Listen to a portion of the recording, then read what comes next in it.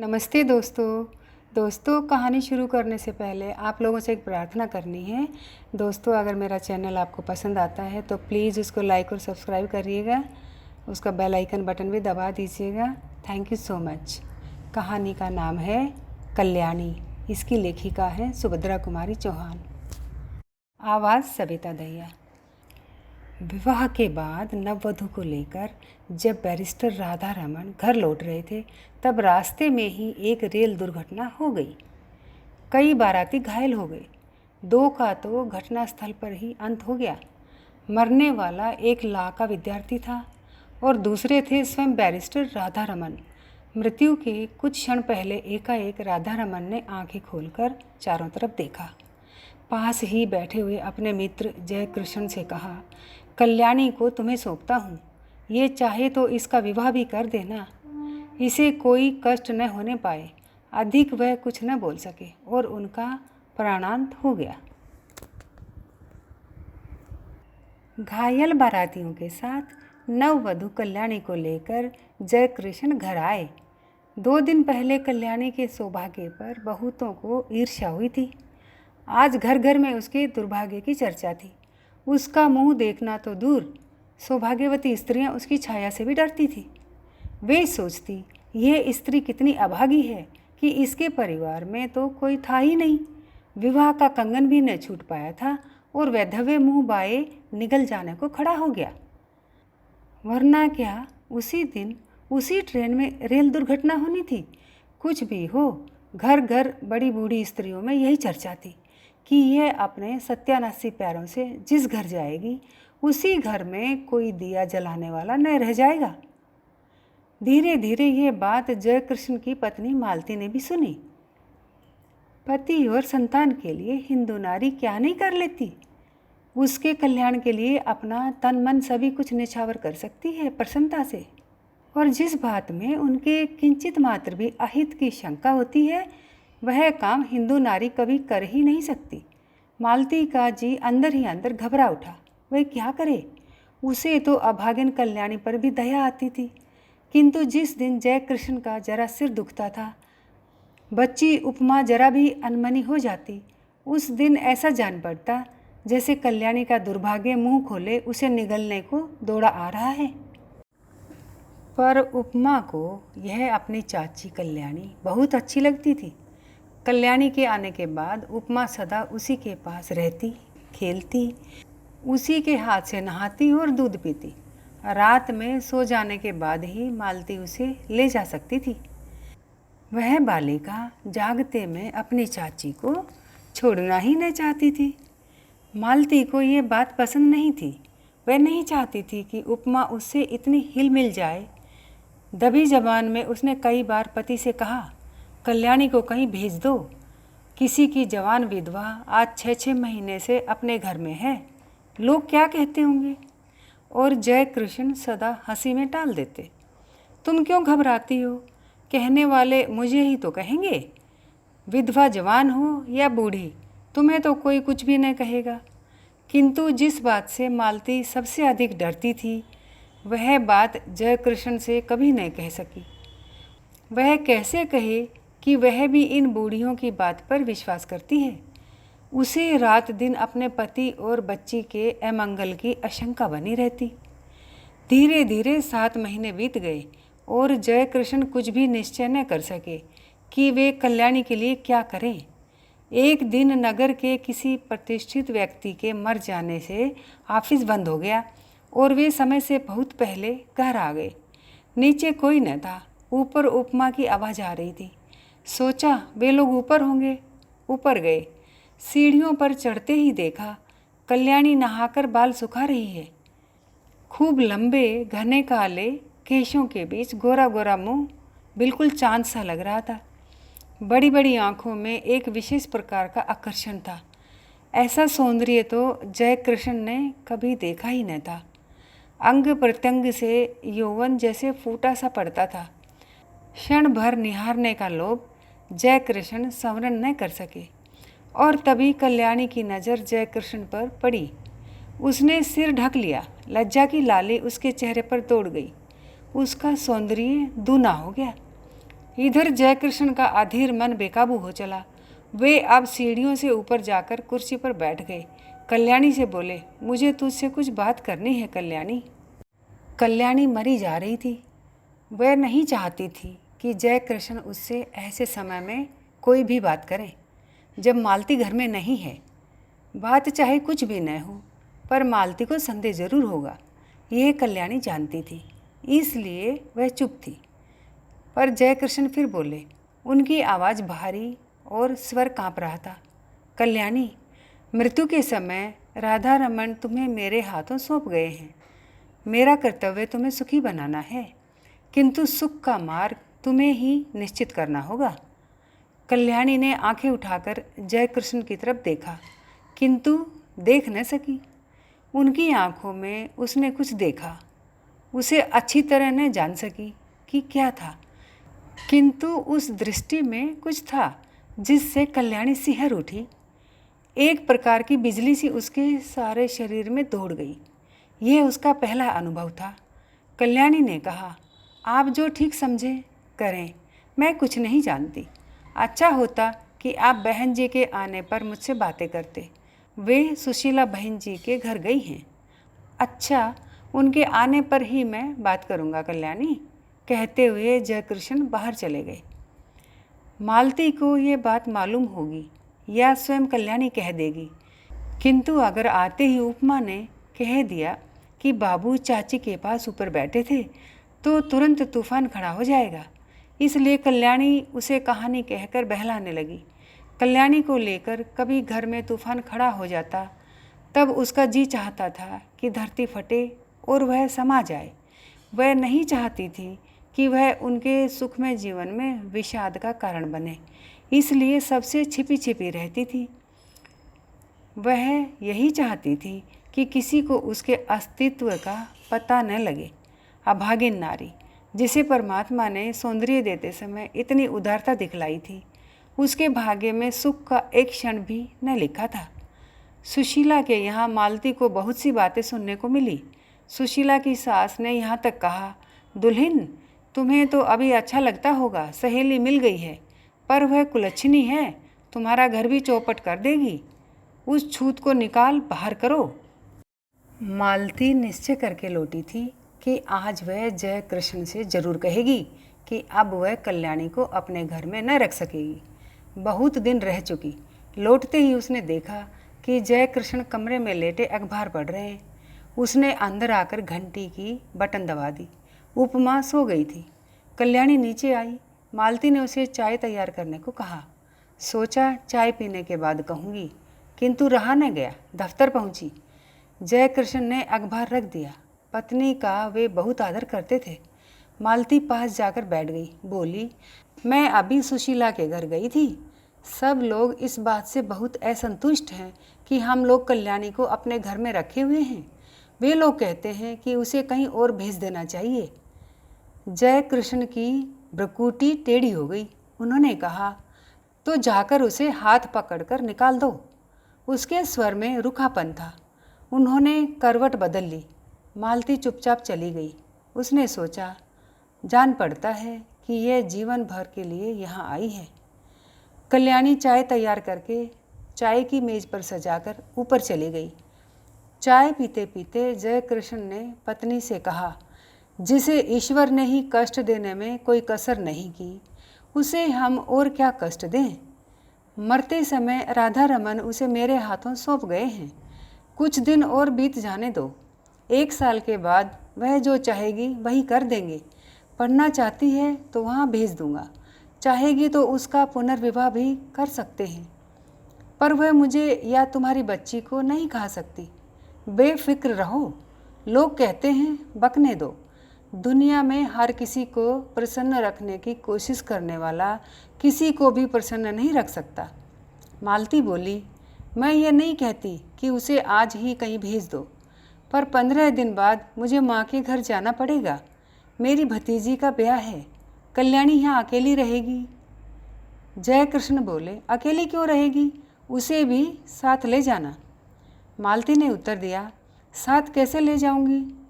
सगुन साइत के दिन लड़की पर इसकी छाया पड़ी तो? लोग तो बड़ी बूढ़ी विधवा की छाया से भी हल्दी चढ़ी लड़की को बचाते हैं, फिर जान न पहचान ऐसी स्त्री को जबरदस्ती उनका मेहमान क्यों बनाऊं? उन्हें अच्छा न लगे तो? जय कृष्ण खींच कर बोले, तो फिर कल्याणी यहीं रहेगी। बुधिया की माँ को दिन भर रहने को कह देना, उसे कुछ और पैसे दे दिए जाएंगे। न चाहते हुए भी आखिर एक दिन कल्याणी को घर में अकेली छोड़कर मालती को जाना पड़ा। जाते समय बुधिया की माँ को उसने अच्छी तरह समझा दिया कि बाबूजी को खाना वही परोसेगी। कल्याणी से भी कह दिया था वह बाबूजी से जैसा पर्दा करती है वैसे ही करती रहे, और बुधिया की माँ रात दिन यहीं रहे। मालती चली गई। अब जय कृष्ण पराए देर से जाते और जल्दी लौट आते, कभी कभी वे दफ्तर जाते ही नहीं। यह बात ध्यान देकर कल्याणी ने देखी। बुधिया की माँ जो चौकीदारी पर नियुक्त थी वह कुछ समझ न सकी। पहले ही दिन खाना परोसने गई थी। जयकृष्ण की एक डांट लगते ही लौटकर बोली, बहू तुम ही परोसो, मुझसे न बनेगा, बाबूजी खुशात हैं। कल्याणी को खाना परोसकर खिलाना ही पड़ा। यही तो जयकृष्ण चाहते थे। खाना खाते खाते जयकृष्ण बोले, कल्याणी तुमने अपने भविष्य के विषय में क्या निश्चित किया है, कुछ कहोगी? कल्याणी संकोच के साथ बोली, मैं क्या निश्चय करने लायक हूँ, मुझे दुनिया का अनुभव ही क्या है। गांव में विधवा मौसी के साथ रहती थी। एक दिन वही सुना कि मेरा विवाह होने वाला है। किससे होने वाला है नहीं जानती थी। फिर आप लोग ब्याहने आए और जो कुछ हुआ सब आपके सामने है। तब से आपके ही आश्रय में हूँ। आपको छोड़कर, आपके इस घर को छोड़कर कहीं कोई मेरा अपना नहीं है। सुना है विधवा मौसी भी अब इस संसार में नहीं है। फिर मैं क्या निश्चय करूं, आप ही कहिए। जयकृष्ण बोले, शादी होना ना होना दोनों बराबर है। पति की तुमने अच्छी तरह शायद शक्ल भी न देखी होगी, पुनर्विवाह करना चाहोगी? कल्याणी बोली, पुनर्विवाह?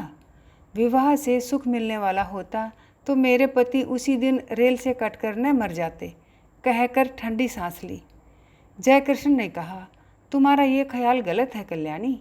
जो कुछ होना होता है होकर ही रहता है। इसमें न तुम्हारा दोष है न तुम्हारे भाग्य का। मेरा तो विश्वास है कि जिस ईश्वर ने तुम्हें इतना रूप दिया है वह सुख भी देगा। हाँ, मार्ग तुम्हें स्वयं निश्चित करना है। तुम चाहो तो मैं तुम्हें पढ़ने के लिए किसी पाठशाला में भेज दूँ। कल्याणी को हंसी आ गई। बोली, अब मैं बूढ़ी होने जा रही हूँ, छोटी छोटी लड़कियों के साथ बैठकर कैसे पढ़ूँगी? और पढ़ना आएगा भी मुझे? मैं तो निरी मूर्ख हूँ। ये हंसी न थी, बिजली कौंध गई थी। जयकृष्ण ने कल्याणी को आज तक कभी हंसते न देखा था। वे सिर से पैर तक सिहर उठे। बहुत संभल कर बोले, कोशिश करने से सब कुछ आता है कल्याणी। फिर भी तुम खूब सोच विचार कर मुझसे शाम को अपना निश्चय कहना। शाम को भोजन के बाद रात को बहुत देर तक कल्याणी और जयकृष्ण बातें करते रहे। पहरे पर नियुक्त बुढ़िया पड़ी हुई खर्राटे भर रही थी। कल्याणी ने कहा, पति को मैं प्रेम न कर सकी, क्योंकि संयोग और वियोग में केवल 2 ही दिन का तो अंतर था। हाँ, दया भाव से ही प्रेरित होकर उन्होंने मेरा पानी ग्रहण किया था, इसलिए उन पर मेरी अपार श्रद्धा पहले से ही थी, वह अब भी है। किंतु प्रेम से तो मेरा प्रथम परिचय उसी दिन हुआ जिस दिन आप सीढ़ियों पर चुपचाप खड़े थे। आप विश्वास मानिए कि आपको मैं जितने श्रद्धा भाव से देखती हूँ उतना ही आपसे प्रेम भी करने लगी हूँ। फिर भी आपके साथ मेरा पुनर्विवाह असंभव है। क्यों कल्याणी, तुम्हें आपत्ति क्या है? भर्राई हुई आवाज़ में जयकृष्ण ने पूछा और कल्याणी के हाथ अपने हाथ में ले लिए। कल्याणी ने तुरंत अपना हाथ छुड़ा लिया और संदिग्ध दृष्टि से जयकृष्ण की ओर देखा। जयकृष्ण को अपनी भूल मालूम हो गई। दोनों कानों में हाथ लगाकर बोले, भूल स्वीकार करता हूँ, अब कभी न होगी। फिर कुछ रुक कर कहा, कल्याणी तुम मुझसे कभी न डरना, तुम्हारी इच्छा के विरुद्ध मैं तुम्हें कभी न छूऊंगा। पर यह बताओ कि जब पुनर्विवाह करने में तुम्हें कोई आपत्ति नहीं है और तुम मुझे प्रेम भी करती हो, तब तुम्हारा पुनर्विवाह मेरे साथ क्यों असंभव है? असंभव इसलिए है कि आप विवाहित हैं, कल्याणी ने निश्चय के स्वर में कहा। जयकृष्ण ने कहा, पर हिंदू शास्त्र के अनुसार एक पुरुष कई विवाह कर सकता है। फिर तुम वह सौभाग्य मुझे ही क्यों नहीं दान करती जो किसी दूसरे को मिलने वाला है। छी छी, कल्याणी बोली, आप क्या समझते हैं कि मैं किसी और से विवाह करूंगी? ये कभी न होगा। मैंने एक बार जिससे प्रेम किया उसी से प्रेम करती हुई मिट जाऊंगी। हिंदू नारी प्रेम करना जानती है, वह प्रेम का प्रतिदान नहीं चाहती। मैंने प्रेम किया, करती रहूंगी। यह बात दूसरी है कि प्रेम की प्रतिमा तक मेरी पहुंच न हो सकेगी, और यह तो अपना अपना भाग्य है। कहती हुई एक दीर्घ निश्वास के साथ कल्याणी ने जयकृष्ण की ओर देखा। जयकृष्ण ने कहा, कल्याणी, तुम अपना ही अपना देखोगी या मेरा कुछ ख्याल करोगी? मैं पागल हो जाऊंगा। तुम्हारे बिना अब तो मुझसे एक पल भी नहीं काटा जाता। किंतु फिर भी तुम निश्चिंत रहना, मैं तुम्हें कभी हाथ न लगाऊंगा जब तक तुम्हारी आज्ञा न होगी। आधी रात को भी तुम मेरे पास उतनी ही सुरक्षित रह सकती हो जैसे सगे भाई के पास, क्योंकि मैं अधम नहीं हूँ। तुमसे प्रेम करता हूँ, तुम्हें पाने का इच्छुक हूँ, पर सत्य मार्ग से, कुमार्ग से नहीं। कल्याणी बोली, न मैं अपना कुछ देखती हूँ न आपका। सच यह है कि मैं मालती जी के सौभाग्य पर कुठाराघात न कर सकूँगी। उन्होंने मुझे कुसमय में आश्रय दिया है। जो कुछ बन सकेगा भला करूँगी, उनकी बुराई मुझसे न हो सकेगी। उनके भले के लिए मुझे अपना बलिदान भी करना पड़े तो सहर्ष कर दूँगी, मगर उनकी ज़िंदगी में कांटा बनकर न रहूँगी। पर मेरा जीवन कंटक में बना दोगी। कहते जयकृष्ण ने ठंडी सांस ली और सतृष्ण नेत्रों से कल्याणी की ओर देखा। कल्याणी ने कहा, यह सब मानसिक विकार हैं, कुछ दिनों में अपने आप दूर हो जाएगा। आप समझते हैं मुझे कम कष्ट हो रहा है। मैं नारी होकर भी सब कुछ सहने को तैयार हूँ। आप तो पुरुष हैं, कठिनाइयों से लड़ने के लिए ही आपका जीवन है। मैंने मालती जी को पत्र लिख दिया है, वे आती ही होंगी। उनके आते ही मैं आपसे विदा ले लूँगी। विदा से पहले एक भिक्षा मांगती हूँ, केवल आपके चरणों की धूली, और मैं कुछ नहीं चाहती। आप मेरे देवता हैं। जयकृष्ण के पैरों के नीचे से जैसे धरती खिसक गई हो। घबरा कर बोले, तुमने मालती को पत्र कब लिखा और क्या लिखा? लिखने से पहले मुझसे पूछा क्यों नहीं? कल्याणी बोली, मैंने और कुछ नहीं लिखा, यही लिखा है कि उपमा के बिना बहुत बुरा लगता है, तुम जल्द से जल्द चली आओ। और लिखती भी क्या, किंतु आपके साथ मेरा अकेला रहना उचित नहीं। हम दोनों एक दूसरे से प्रेम करते हैं, न जाने किस दिन क्या हो जाए, और मैं नहीं चाहती कि हमारे बीच में कोई भी ऐसी बात हो जिसे कलंक का स्वरूप दिया जा सके। जो कुछ तुमने किया ठीक ही किया कल्याणी, सो जाओ, रात बहुत हो चुकी है। और उठते हुए कल्याणी ने झुककर जयकृष्ण के पैरों को माथे से लगा लिया। जयकृष्ण बहुत उद्विग्न थे। कल्याणी ने ऊपर जाकर दरवाजे बंद कर लिए। जयकृष्ण खाट पर पड़े करवटें बदलते रहे, उन्हें नींद न आई। दूसरे ही दिन मालती दोपहर की ट्रेन से आ पहुंची। दफ्तर से लौटते ही जयकृष्ण ने देखा उपमा खेल रही है। रात भर सो न सकने के कारण उनका चेहरा उतरा हुआ था। मालती ने देखते ही पूछा, क्या तबीयत खराब थी, क्या हुआ? जयकृष्ण ने कहा, कुछ नहीं, सिर में बहुत दर्द है। अज्ञात आशंका से मालती सिहर उठी। कल्याणी तो अभी है न इस घर में? उसने पूछा। तुम तो अपनी बात के आगे किसी की भी नहीं सुनते। कितनी बार कहा उसे कहीं भेज दो, पर जब तुम मानो तब न। इस तरह तुम्हारे सिर में दर्द वर्द होता है तो मैं घबरा जाती हूँ। सभी लोग कहते हैं वह अभागिन है। जयकृष्ण को दूसरा ही भय था। वे यही सोच रहे थे कि कौन जाने कल्याणी है भी कि नहीं। उसने कहा था कि मालती के आते ही वह विदा ले लेगी। विदा का अवसर कहीं आ तो नहीं गया? जयकृष्ण का हृदय धड़क रहा था। उन्होंने कहा, मैंने कल्याणी को एक पुत्री शाला में पढ़ने के लिए भेजने का निश्चय किया है। यह बात उसे भी मंजूर होगी, जरा उसे बुलाओ तो। मालती को इस बात से बड़ी शांति मिली। कल्याणी यहाँ से चली भर जाए, कहीं भी जाए, इसकी उसे चिंता नहीं थी। उसने घंटी बजाई, पर कोई ऊपर से न आया। तब उपमा को बुलाकर कहा, जा ऊपर से अपनी चाची को बुला ला। उपमा ने कहा, चाची ऊपर नहीं है। घबराकर मालती ने ऊपर नीचे सभी कमरे खोज डाले, कल्याणी का पता नहीं लगा। जयकृष्ण पागल की तरह दौड़कर ऊपर गए। कल्याणी के बिस्तर पर उसके गहनों की पेटी रखी थी उसके नीचे एक पत्र लिखा था, जाती हूँ, अपनी उपस्थिति से आप लोगों को जो कष्ट दिया या मुझसे जो अपराध हुए उनके लिए क्षमा कीजिएगा। मेरी खोज न कीजिएगा, व्यर्थ होगी। मेरे ये गहने उपमा के लिए हैं। अभागिन कल्याणी।